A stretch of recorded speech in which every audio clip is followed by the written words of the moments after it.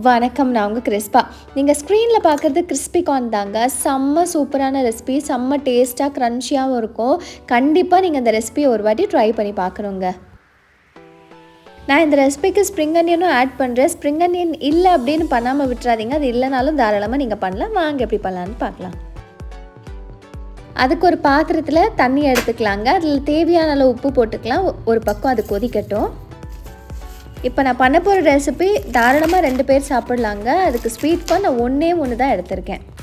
இப்போ நான் காட்டுற கார்ன்சில்க் ரொம்ப நல்லதுங்க. வேஸ்ட் பண்ணிடாதீங்க. சாதாரண தண்ணியில் கொதிக்க வச்சு நீங்கள் குடிச்சிடலாம். இப்போ நம்ம உரிச்சு வச்ச கார்னை கொதிக்கிற தண்ணியில் போட்டுக்கலாம். நல்லா வெந்ததும் எடுத்து வச்சுருங்க.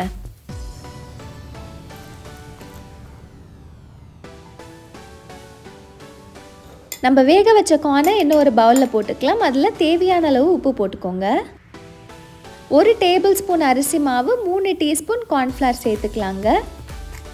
1/4 டீஸ்பூன் அளவு மிளகுத்தூளும் சேர்த்துக்கலாம்.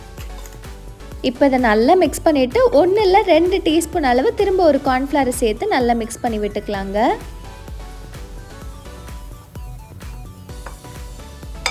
நல்லா மிக்ஸ் பண்ணதுக்கப்புறம் கொஞ்சமாக எடுத்து மீடியம் ஃப்ளேமில் இருக்க எண்ணெயில் பொரிச்சு எடுத்துக்கலாங்க. நான் காட்டுற மாதிரி.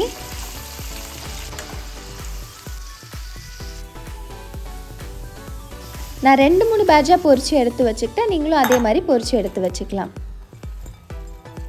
இப்போ கிறிஸ்பியாக இருக்க கார்ன் எடுத்துக்கலாம். அதில் 1/4 டீஸ்பூன் அளவு ஜீரகத்தூள், 1/2 டீஸ்பூன் அளவு மிளகாய்த்தூள், 1/2 டீஸ்பூனுக்கும் கொஞ்சம் கம்மியாக சாட் மசாலா சேர்த்துக்கலாங்க.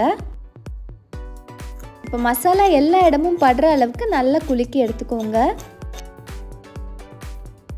இப்போ பெரிய சைஸ் நறுக்கிற வெங்காயம் சேர்த்துக்கலாம். கூட ஸ்ப்ரிங் அனியன் இருந்தால் சேர்த்துக்கலாம், இல்லைன்னா பரவாயில்லைங்க.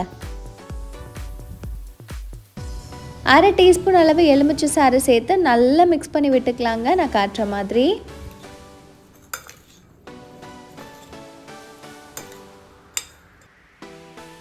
அவ்வளோதாங்க, சூப்பரான கிறிஸ்பி கார்ன் ரெடி. செம்ம டேஸ்ட்டாக இருக்கும். ஸ்நாக்ஸுக்கெல்லாம் அட்டகாசமாக இருக்கும். ட்ரை பண்ணி பாருங்கள். நன்றி.